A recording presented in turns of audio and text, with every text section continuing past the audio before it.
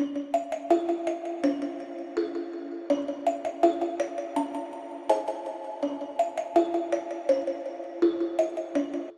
everyone, it's me, Chloe, and welcome back to the Mythical Studios channel. And today I thought it would be really cool if we actually finally got into some of our TK Maxx stuff and painted them. So some of you may or may not have watched my first ever video, which was the absolutely humongous Halloween haul. In that I bought a ton of stuff. I've sent a lot of it off now because a lot of it wasn't for me. I did manage to have two things left, and it was these really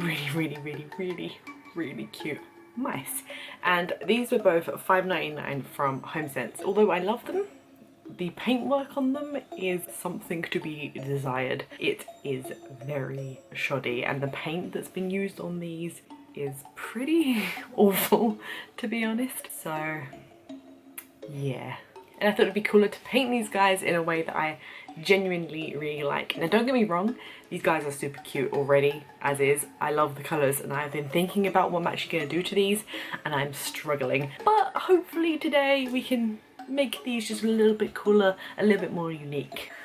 Let's do it.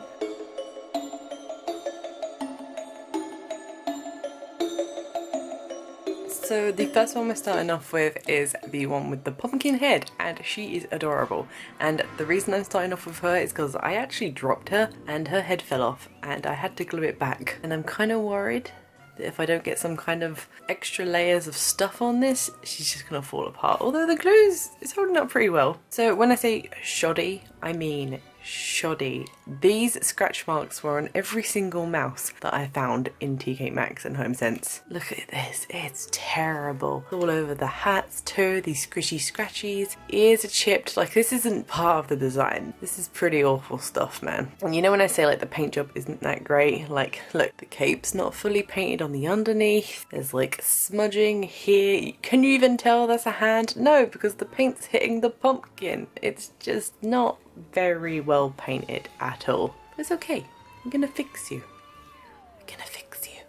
So to start off with, I start gathering all of my art supplies, including paint and brushes, and then I squirt on some cream coloured paint. Look at that. That is gorgeous. Sludging around there. Looks beautiful. And then what we're going to do with that acrylic paint is completely cover the entire mouse. I'm talking every single nook and cranny. And I kind of regret doing that now a bit, because I did like the way the pumpkin looked, and I could have just kept it and then just touched it up a little bit, but instead I just decided to go full on ham, paint the entire thing, and then just repaint everything. I could have saved myself a lot of time by not doing that. So if you're doing this yourself, make sure you definitely know what you're doing and not just winging it like me. I think you can save yourself a lot of time by doing that. And here she is all painted up. I did originally think she needed another coat, but then I thought, meh, this decoration is now for me. I'm not too bothered. So if you're that bothered by it, give it another coating, but if not, leave it. It doesn't matter too much. You're going to cover this up anyway. So now moving on, I decided to use a variety of red paints. God, I love that. Look at that. Squirting out. This one looked really tough and gross and smudgy, and it was actually really hard to squeeze out, as you can see. We like them wetter than that. So I mixed this both together and it formed this kind of purpley pink kind of colour. And you know what, looking back, it kind of is similar to the colour it already was. But I don't think this is necessarily a bad thing. Because the dress was so chipped and scuffed, I think by giving it a fresh coat of paint, it won't look so chipped and dirty and gross. So I think this was a good way to go. Moving on, after we got our dress all painted up, I then moved on to the belt, which I decided to make black, because I feel like those colours really complement each other well. And then the top part of her dress I just painted to match the bottom part of her dress. I did add a little bit of a lighter colour in there just to make it look a little bit different, but not too much. To match the belt, I also made the cape black as well, colouring in those fine little details in the neck string. And then to complete the look fully, I also painted the hat black with the same reddish purplish ribbon along the rim, and then the stripes again in the same colour. And I think it turned out so pretty. Absolutely love these colours. They look so good. I would personally wear this outfit, so that's what I went with. I went with something that I would wear. If I was a mouse, or if this dress was real, this is what I would wear.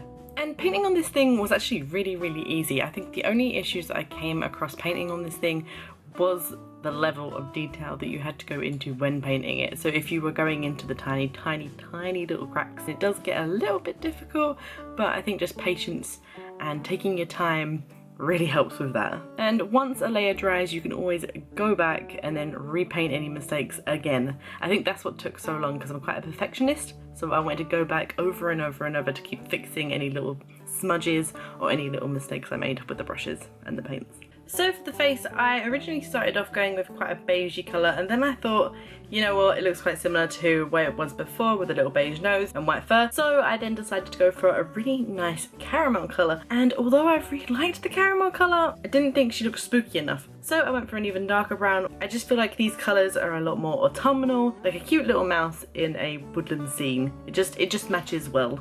And I completed the look by giving her some really cute little pink ears and a pinky beigey kind of nose and mouth and kind of snout area, and I think that really gave her depth as well. We gave her a bit more of a character rather than just having a full-on brown mouse. By adding these details, I think it makes you want to look at her a lot longer and it makes her more interesting. I also shaded the nostril part, gave her a few little speckles where the hairs would be on her cheeks, and then coloured her eyes in black.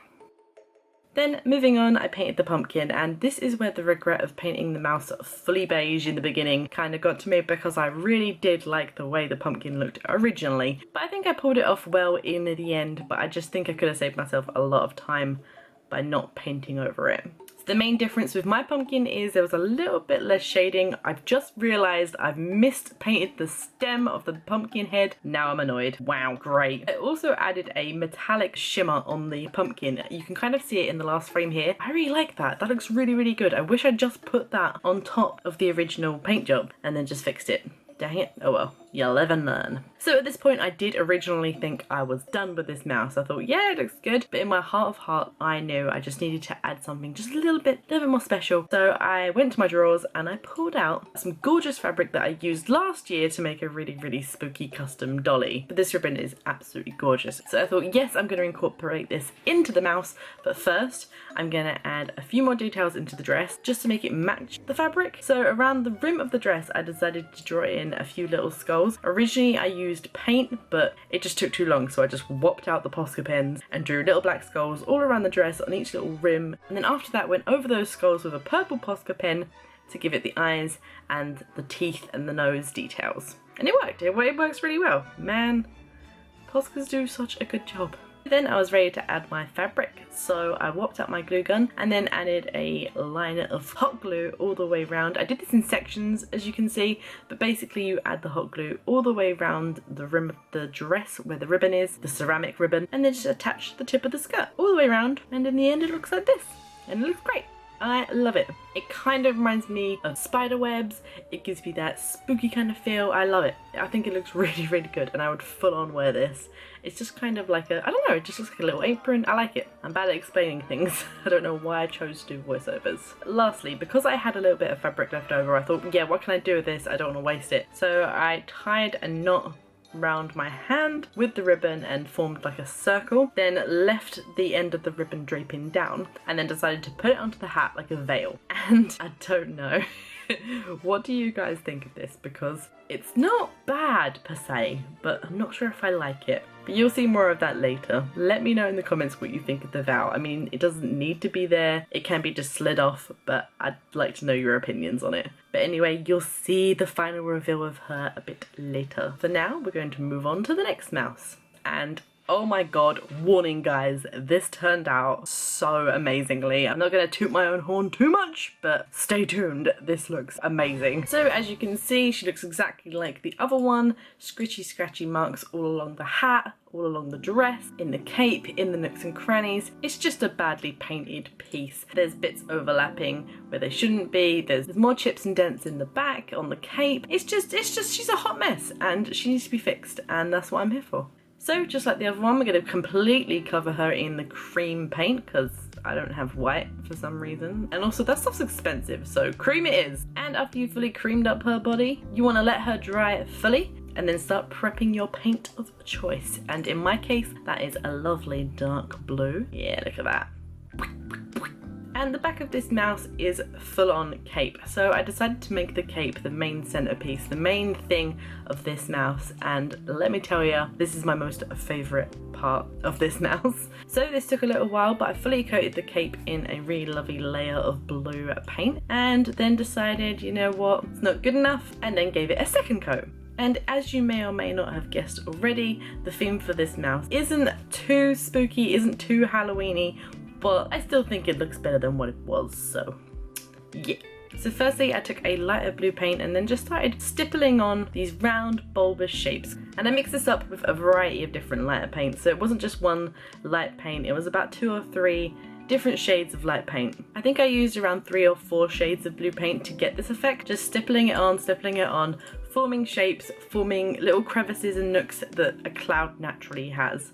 So when you're doing this, don't even bother to wait for the paint to dry. You want to stipple on all these different colours on top of each other. You want them to merge and blend and form new colours and exciting depths and ranges, and overall you just want it to kind of flow together. Natural clouds in the sky aren't all just white. They have shades of greys and hues of blacks and blues and reflections of different things. So you kind of want to imitate that. You want to go a bit crazy, especially with galaxy clouds such as mine. So after the blues, I went in with some pinks, which when landing on the blues formed purples. Then using the same brush, I would dip the blues and the pink ones back into each other so they formed even more different colours, like this purple cloud here. And I just went with it, you know. On the very tops of each cloud, I went in with lighter versions of those colours. I wanted to create a reflection that was coming in from the top.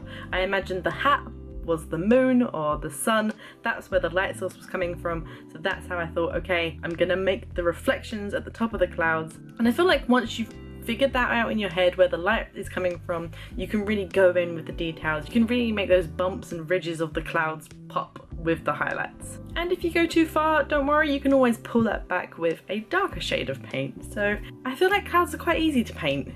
I didn't go too out of my comfort zone with this because I haven't painted anything in such a long time.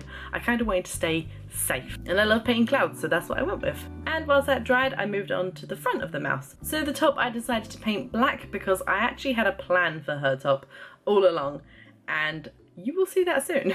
I decided to paint the bottom of her dress in the same colour as the other mouse, and I did this for 2 reasons. One, I mixed too much paint for the first mouse and didn't want to waste it, but also so that the 2 mice match a little bit more. When they're together, you can kind of tell they're meant to be part of a set. So by keeping similar colours somewhere, they look more set-like. But I didn't want the dresses to fully match. So from the top of the ribbon, I kind of created this ombre look by making a dark purpley black kind of colour that flowed into the purpley colour, as you can see here. And I love it. Man, this ombre purple is just, it's beautiful. It looks so nice. I want to wear this. The broom was another situation where I thought I should have just left this the way it was. I wasn't going to do anything special to the broom, so I just repainted it back to its original colours. I think I did end up making the bristles a little bit lighter, but that was about it. Same again with the pumpkin, something I definitely should have left alone and then just touched up to fix. And for this mouse, I didn't go with brown, I went with a grey. I still wanted to steer away from white, but I thought the grey would look a lot better with this outfit. Because you associate clouds with greys and whites, I thought keeping it in that family of colour would be more ideal. It just goes better, I think. There's contrast, it looks good. So I fully painted her face and her hands in this grey colour and then made her eyes black. And at some point I've realised I have also painted the hat in the same colour as the dress. Don't know when that happened, must have missed filming it by accident somewhere. And now moving on to my most favourite part, and that is grabbing a Posca pen, stippling on hundreds and hundreds of stars, some diamond, some big, some tiny, some little medium ones as well. Just a range of really, really, really pretty stars, and this I think turned out so good. It just looks so good, right? I mean, correct me if I'm wrong, but I love it. I love it so much. Not forgetting to do those little bits under the cape as well on the back. And moving on to the front with the Posca pen, where I did the same thing, I just stippled on a galaxy-like print. So these are meant to be stars in like a black night sky, and that was the original idea. It was meant to be quite glittery, but I moved away from glitter because glitter's a pain in the butt. But I think this worked out really, really well. And the last thing to do was just to add the final details. So a blue ribbon on the brim of her hat, a gold belt, a gold buckle on the hat, and then just a few more little touch-ups and highlights. And there we go.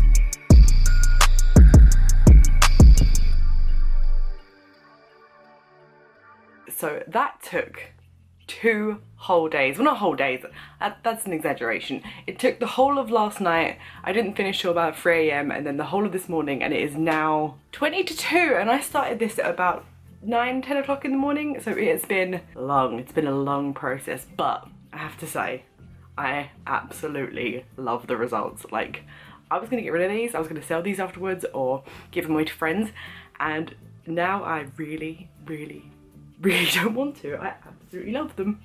So the Galaxy one is obviously my most favourite. Let me know which one is your favourite down below, but the Galaxy one, I can't believe how well it came out. Like, not trying to toot my own horn, but I love it. The cloudy Galaxy cape, oh, it just came out so well. I just think it came out so well. Like, oh, I loved it. I did find the whole painting process quite difficult. Things kept smudging, things kept going over the lines. I was getting really annoyed, but I just kept going and going and going. And in the end, I think they just turned out so nice. Ah, I'm so pleased. The only thing I've got to do now is give this a nice glossy top coat later on. The garage is a bit full at the moment, so can't do it just yet, and it's kind of raining outside. I'm gonna do this eventually, and it's gonna be all nice and glossy, but oh, it's just, I just think it's stunning. I just love it. I love it so much. Oh, what do you think? Do you think she looks so cool? I absolutely love the witchy one as well. I much prefer her brown than the white version of the mouse. I think she looks more Halloween-y, more like a rat, even though she is still a mouse because she's brown. Rats are generally black, I think. That's what I associate with them. But I like it. I like the fabric on this. I just think it gives it that extra bit of detail. I think it looks really good. I particularly like the skulls that I put around on the dress as well. I think it would have been cool if I did just a few more swirls or like ivy or something, but that's for another time. And I'm not too sure about the veil just yet. What do you think? Do you think I should keep it or take it off? Like, what do you think? I think it works either way. Like, it doesn't destroy the look. I just think it's nice because in the light you can actually see the pattern of the fabric. Don't know, what do you think? I just think they're both really cool, and I'm really pleased with this project, to be honest. So overall, I love them. I love them. I love them so much. I think this was so fun. I would love to do this again. If you see anything in TK Maxx or Home Sense that you think, yes, she can paint that, she can make this cooler, let me know. I'll try and get it and paint it and do something cool with it, because I really enjoyed doing this. So anyway, thank you so much for watching. Don't forget to hit that like and subscribe button if you want, and I'll see you in the next one.